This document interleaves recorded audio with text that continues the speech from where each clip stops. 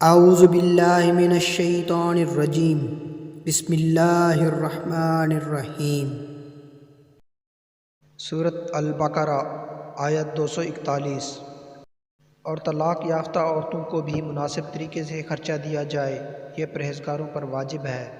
اسی طرح اللہ تمہارے لیے اپنے احکام واضح فرماتا ہے تاکہ تم سمجھ سکو۔ اے حبیب، کیا آپ نے ان لوگوں کو نہیں دیکھا جو موت کے ڈر سے اپنے گھروں سے نکل گئے، حالانکہ وہ ہزاروں کی تعداد میں تھے، تو اللہ نے انہیں حکم دیا مر جاؤ، سو وہ مر گئے، پھر انہیں زندہ فرما دیا۔ بے شک اللہ لوگوں پر فضل فرمانے والا ہے، مگر اکثر لوگ اس کا شکر ادا نہیں کرتے۔ اے مسلمانوں، اللہ کی راہ میں قیام امن اور تکریم انسانیت کے تحفظ کے لیے جنگ کرو، اور جان لو کہ اللہ خوب سننے والا جاننے والا ہے۔ کون ہے وہ اللہ کو قرض حسنہ دے، پھر وہ اس کے لیے اسے کئی گنا بڑھا دے گا، اور اللہ ہی تمہارے رزق میں تنگی اور کشادگی کرتا ہے، اور تم اس کی طرف لوٹائے جاؤ گے۔ اے حبیب، کیا آپ نے بنی اسرائیل کے اس گروہ کو نہیں دیکھا جو موسیٰ علیہ السلام کے بعد ہوا، جب انہوں نے اپنے پیغمبر سے کہا کہ ہمارے لیے ایک بادشاہ مقرر کر دیں تاکہ ہم اس کی قیادت میں اللہ کی راہ میں جنگ کریں۔ نبی نے ان سے فرمایا، کہیں ایسا نہ ہو کہ تم پر قتال فرض کر دیا جائے تو تم قتال ہی نہ کرو۔ وہ کہنے لگے، ہمیں کیا ہوا ہے کہ ہم اللہ کی راہ میں جنگ نہ کریں، حالانکہ ہمیں اپنے گھروں سے اور اولاد سے جدا کر دیا گیا ہے۔ سو جب ان پر ظلم و جاریت کے خلاف قتال فرض کر دیا گیا تو ان میں سے چند ایک کے سوا سب پھر گئے، اور اللہ ظالموں کو خوب جاننے والا ہے۔ اور ان سے ان کے نبی نے فرمایا، بے شک اللہ نے تمہارے لیے طالوت کو بادشاہ مقرر فرمایا ہے۔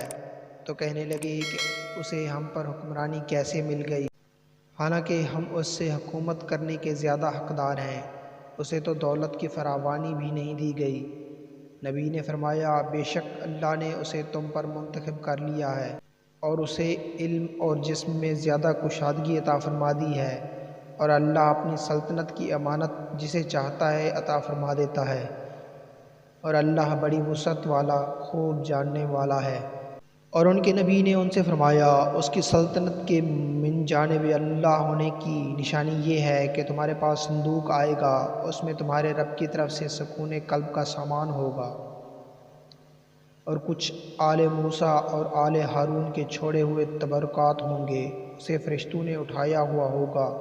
اگر تم ایمان والے ہو تو بے شک اس میں تمہارے لیے بڑی نشانی ہے۔ پھر جب طالوت اپنے لشکروں کو لے کر شہر سے نکلا تو اس نے کہا، بے شک اللہ تمہیں ایک نہر کے ذریعے آزمانے والا ہے، بس جس نے اس میں سے پانی پیا سو وہ میرے ساتھیوں میں سے نہیں ہوگا، اور جو اس کو نہیں پیے گا پس وہی میری جماعت سے ہوگا، مگر جو شخص ایک چلو کی حد تک اپنے ہاتھ سے پی لے اس پر کوئی حرج نہیں۔ سو ان میں سے چند لوگوں کے سوا باقی سب نے اس سے پانی پی لیا۔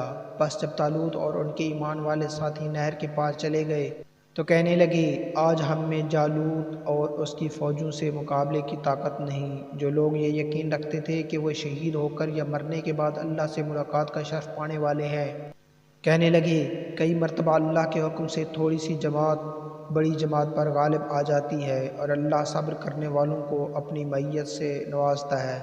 اور جب وہ جالوت اور اس کی فوجوں کے مقابل ہوئے تو عرض کرنے لگے، اے ہمارے پروردگار، ہم پر صبر میں وسعت ارزانی فرما اور ہمیں ثابت قدم رکھ، اور ہمیں کافروں پر غلبہ عطا فرما۔ پھر انہوں نے ان جالوتی فوجوں کو اللہ کے امر سے شکست دی، اور داؤد علیہ السلام نے جالوت کو قتل کر دیا، اور اللہ نے ان کو یعنی داؤد علیہ السلام کو حکومت اور حکمت عطا فرمائی، اور انہیں جو چاہا سکھایا۔ اور اگر اللہ ظلم و جور روا رکھنے والے امن دشمن لوگوں کے ایک گروہ کو تکریم انسانیت اور امن کا تحفظ کرنے والے دوسرے گروہ کے ذریعے نہ ہٹاتا تو زمین پر انسانی زندگی بعض جابروں کے مسلسل تسلط اور ظلم کے باعث برباد ہو جاتی، مگر اللہ تمام جہانوں پر بڑا فضل فرمانے والا ہے۔ یہ اللہ کی آیتیں ہیں، ہم انہیں اے حبیب آپ پر سچائی کے ساتھ پڑھتے ہیں، اور بے شک آپ رسولوں میں سے ہیں۔ یہ سب رسول جو ہم نے مبعوث فرمائے، ہم نے ان میں سے بعض کو بعض پر فضیلت دی ہے، ان میں سے کسی سے اللہ نے براہ راست کلام فرمایا، اور کسی کو درجات میں سب پر فوقیت دی، یعنی حضور نبی اکرم صلی اللہ علیہ وآلہ وسلم کو، جملہ درجات میں سب پر بلندی عطا فرمائی، اور ہم نے مریم کے فرزند عیسیٰ علیہ السلام کو واضح نشانیاں عطا کیں، اور ہم نے پاکیزہ روحوں کے ذریعے اس کی مدد فرمائی، اور اگر اللہ چاہتا تو ان رسولوں کو پیچھے آنے والے لوگ اپنے پاس کھلی نشانیاں آ جانے کے بعد آپس میں کبھی بھی نہ لڑتے جھگڑتے، مگر انہوں نے اختلافات کیا، بس ان میں سے کچھ ایمان لائے اور ان میں سے کچھ نے کفر اختیار کیا۔ اور یہ بات یاد رکھو کہ اللہ چاہتا، یعنی انہیں ایک ہی بات پر مجبور رکھتا تو وہ کبھی بھی باہم نہ لڑتے، لیکن اللہ جو چاہتا ہے کرتا ہے، یعنی لوگوں کو فیصلہ کرنے کی آزادی عطا فرماتا اور ان کا ذمہ دار ٹھہراتا ہے۔ اے ایمان والو، جو کچھ ہم نے تمہیں عطا کیا اس میں سے اللہ کی راہ میں خرچ کرو، قبل اس کے کہ وہ دن آ جائے جس میں نہ کوئی خرید و فروخت ہوگی اور کافروں کے لیے نہ کوئی دوستی کار آمد ہوگی نہ کوئی سفارش، اور یہ کافر ہی ظالم ہے۔ اللہ اس کے سوا کوئی عبادت کے لائق نہیں، ہمیشہ زندہ رہنے والا ہے، سارے عالم کو اپنی تدبیر سے قائم رکھنے والا ہے، نہ اس کو اونگ آتی ہے اور نہ نیند، جو کچھ آسمانوں میں ہے اور جو کچھ زمین میں ہے سب اسی کا ہے۔ کون ایسا شخص ہے جو اس کے حضور اس کے اذن کے بغیر سفارش کر سکے؟ جو کچھ مخلوقات کے سامنے ہو رہا ہے یا ہو چکا ہے اور جو کچھ ان کے بعد ہونے والا ہے وہ سب جانتا ہے، اور وہ اس کی معلومات میں سے کسی چیز کا بھی احاطہ نہیں کر سکتے مگر جس قدر وہ چاہے۔ اس کی کرسی، سلطنت و قدرت تمام آسمانوں اور زمین کو محیط ہے، اور اس پر ان دونوں یعنی زمین و آسمان کی حفاظت ہرگز دشوار نہیں۔ وہی سب سے بلند رتبہ، بڑی عظمت والا ہے۔ دین میں کوئی زبردستی نہیں، بے شک ہدایت گمراہی سے واضح طور پر ممتاز ہو چکی ہے۔ سو جو کوئی معبودان باطلہ کا انکار کر دے اور اللہ پر ایمان لے آئے تو اس نے ایک ایسا مضبوط حلقہ تھام لیا جس کے لیے ٹوٹنا ممکن نہیں، اور اللہ خوب سننے والا جاننے والا ہے۔ اللہ ایمان والوں کا کارساز ہے، وہ انہیں تاریکیوں سے نکال کر نور کی طرف لے جاتا ہے، اور جو لوگ کافر ہیں ان کے حمایتی شیطان ہیں، وہ انہیں حق کی روشنی سے نکال کر باطل کی تاریکیوں کی طرف لے جاتے ہیں۔ یہی لوگ جہنمی ہیں، وہ اس میں ہمیشہ رہیں گے۔ اے حبیب، کیا آپ نے اس شخص کو نہیں دیکھا جو اس وجہ سے کہ اللہ نے اسے سلطنت دی تھی ابراہیم علیہ السلام سے خود اپنے رب ہی کے بارے میں جھگڑا کرنے لگا؟ جب ابراہیم علیہ السلام نے کہا میرا رب وہ ہے جو زندہ بھی کرتا ہے اور مارتا بھی ہے، تو جواباً کہنے لگا میں بھی زندہ کرتا ہوں اور مارتا ہوں۔ ابراہیم علیہ السلام نے کہا بے شک اللہ سورج کو مشرق کی طرف سے نکالتا ہے، تو اسے مغرب کی طرف سے نکال لا۔ سو وہ کافر دہشت زدہ ہو گیا، اور اللہ ظالم قوم کو حق کی راہ نہیں دکھاتا۔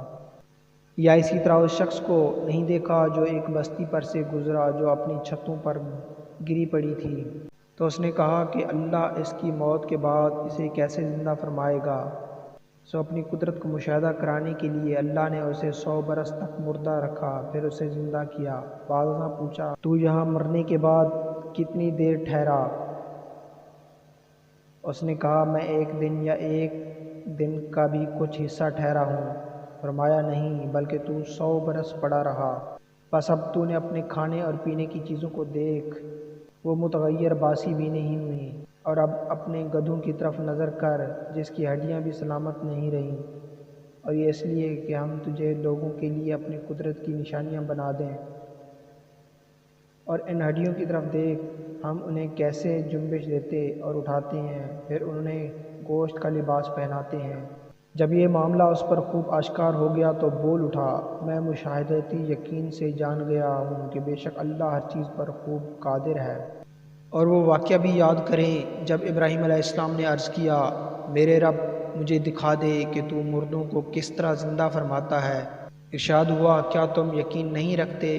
اس نے عرض کیا کیوں نہیں، یقین رکھتا ہوں، لیکن چاہتا ہوں کہ میرے دل کو بھی خوب سکون نصیب ہو جائے۔ ارشاد فرمایا سو تم 4 پرندے پکڑ لو، پھر انہیں اپنی طرف مانوس کر لو، پھر انہیں ذبح کر کے ان کا ایک ایک ٹکڑا ایک ایک پہاڑ پر رکھ دو، پھر انہیں بلاؤ، وہ تمہارے پاس دوڑتے ہوئے آ جائیں گے، اور جان لو کہ یقیناً اللہ بڑا غالب، بڑی حکمت والا ہے۔